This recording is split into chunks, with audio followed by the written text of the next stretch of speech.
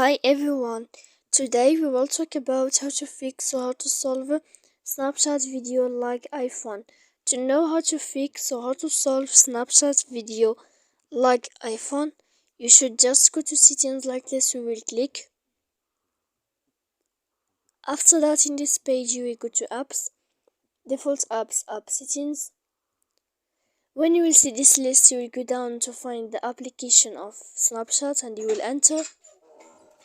Then in this page here you will go to click for stop, and when you will end this you will enter to storage.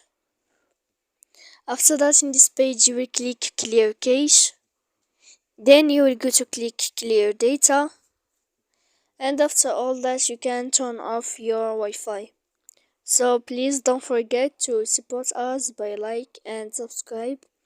See you next time in another video.